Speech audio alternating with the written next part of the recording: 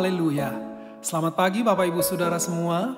Pagi hari ini saya percaya sukacita Allah akan menjadi bagian kita semua. Haleluya.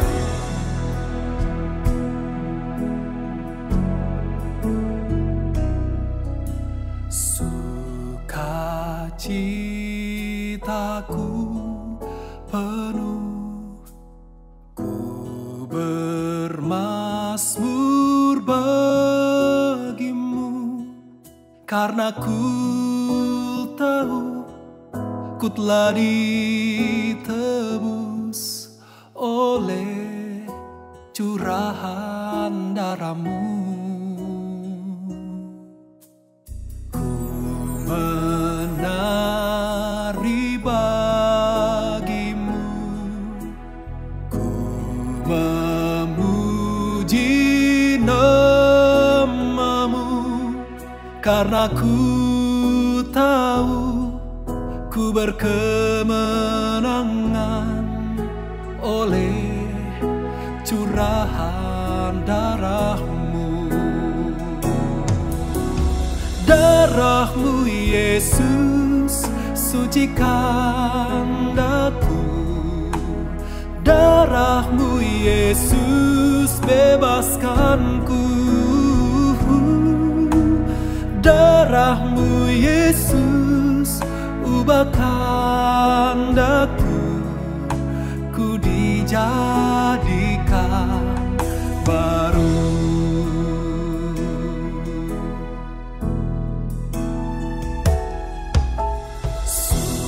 Sukacitaku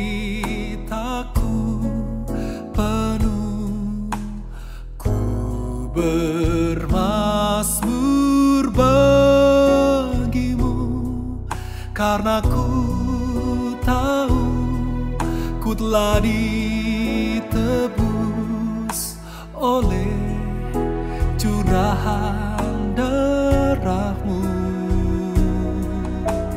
Ku menari bagimu, ku memuji namamu, karena ku tahu ku berkemenangan oleh curahan darahmu. Darahmu Yesus sucikan aku, darahmu Yesus bebaskanku,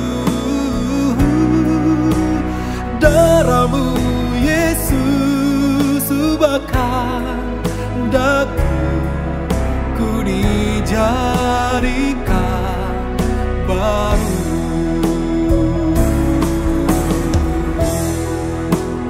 Oh, darahmu Yesus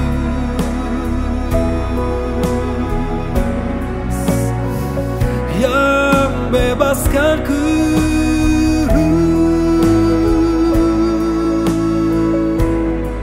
Terima kasih.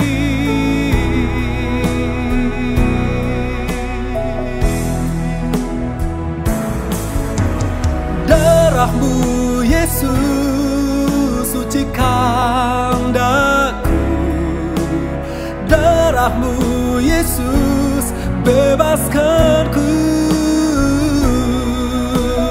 darahmu Yesus ubahkan daku, ku dijadikan baru, ku dijadikan baru, ku dijadikan baru.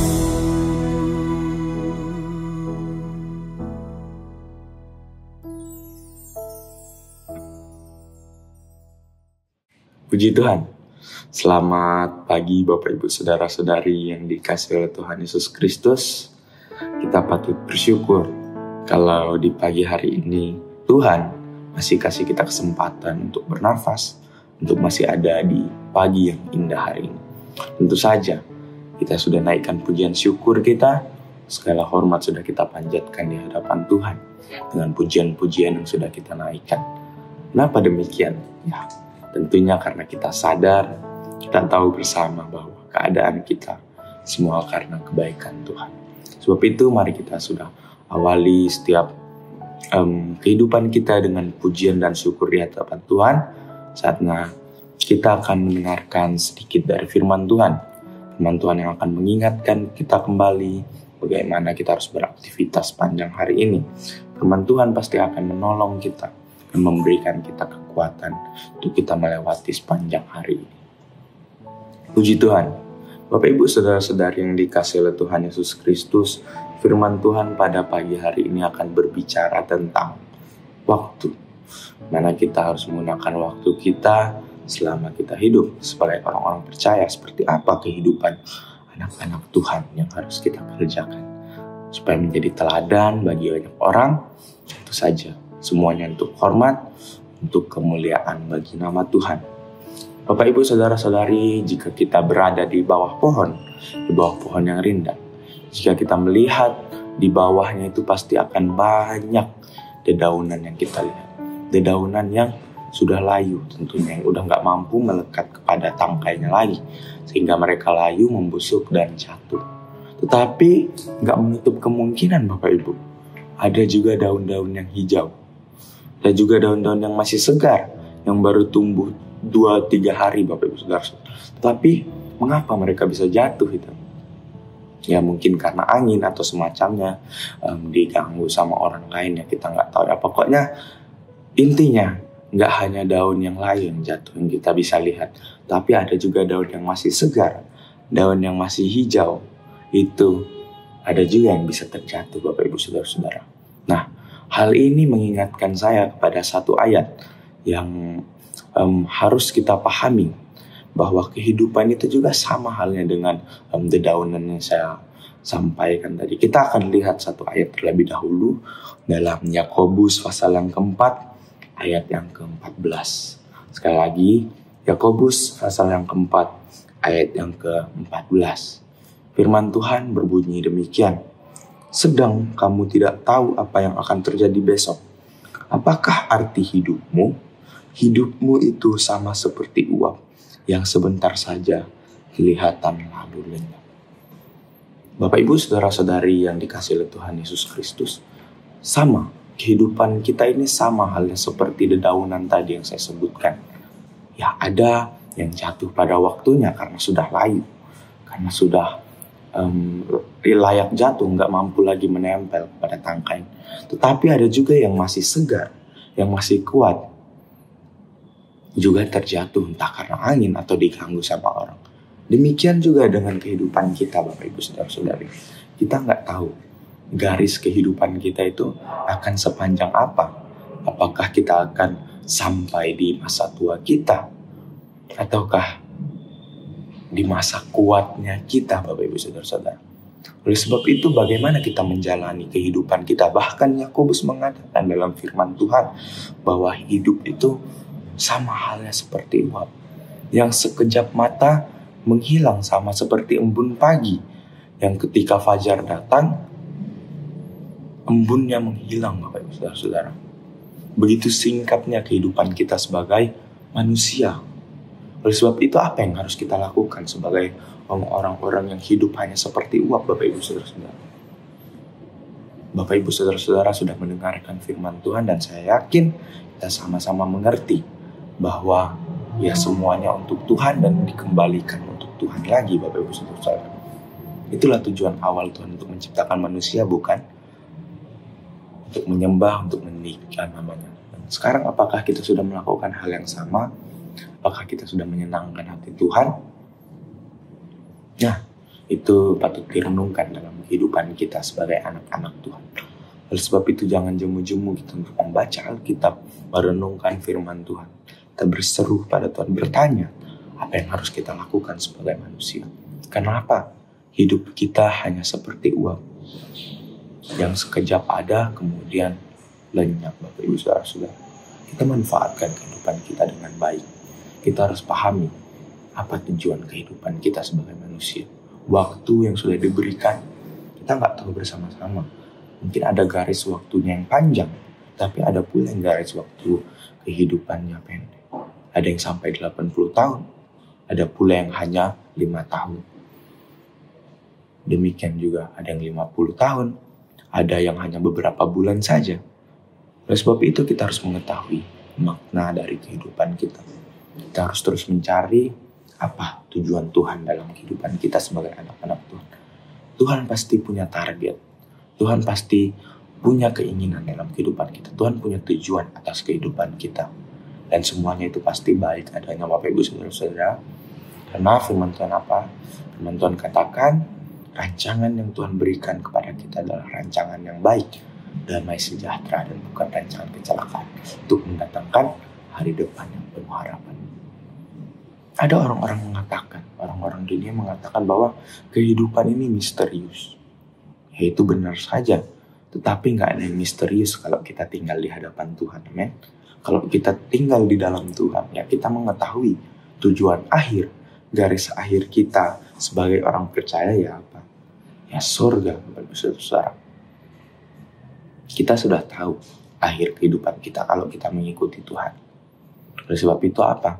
Rasul Paulus katakan dalam Filipi, hidup adalah Kristus dan mati adalah keuntungan. Mari kita anggap hal yang sama sebagai kehidupan kita. Kehidupan yang sebentar ini, yang hanya seperti embun, yang hanya seperti uap, yang entah apakah kita akan menjadi daun yang layu atau daun yang segar yang sudah jatuh. Ya, kita tidak bisa memilih hal itu, tapi kita bisa memilih bagaimana kita hidup. Kita mengandalkan Tuhan maka diberkati, tak mengandalkan Tuhan, waduh, kita nggak tahu apa yang akan terjadi dalam kehidupan kita sebagai anak Tuhan. Jangan pernah lepaskan Tuhan dalam kehidupan kita, sebab Tuhanlah segalanya dalam kehidupan kita. Tuhan yang kasih kita kekuatan, Tuhan yang kasih kita kesempatan, Tuhan yang kasih kita kemenangan yang besar, keajaiban yang luar biasa. Sebab itu kita patut bersyukur kalau kita berada dalam hubungan yang baik sama Tuhan, kehidupan yang baik. Puji Tuhan Bapak Ibu Saudara-saudara, mari kita merenungkan betapa kehidupan yang singkat ini kita pakai buat sesuatu yang sangat baik, yang sangat mulia, yaitu apa? Menyenangkan hati Tuhan. Kita memakai tujuan kehidupan kita untuk memuliakan nama Tuhan. Sebab apa? Hidup kita hanya seperti uap yang gak bisa kita banggakan, gak bisa kita pamerkan kepada orang lain. Kita lahir dengan tangan kosong dan kembali pula juga dengan tangan kosong. Oleh sebab itu kita harus memiliki yang namanya Tuhan dalam kehidupan kita, agar kehidupan kita memiliki tujuan akhir, agar kematian itu gak tampak misterius di hadapan kita, melainkan kematian mendapatkan kedamaian, kemenangan, kemuliaan, yaitu kerajaan sorga yang tidak bisa kita bandingkan dengan kehidupan di dunia ini. Demikian firman Tuhan. Saya harap Bapak Ibu Saudara dapat mengerti dan memahami apa makna tujuan Tuhan dalam kehidupan kita.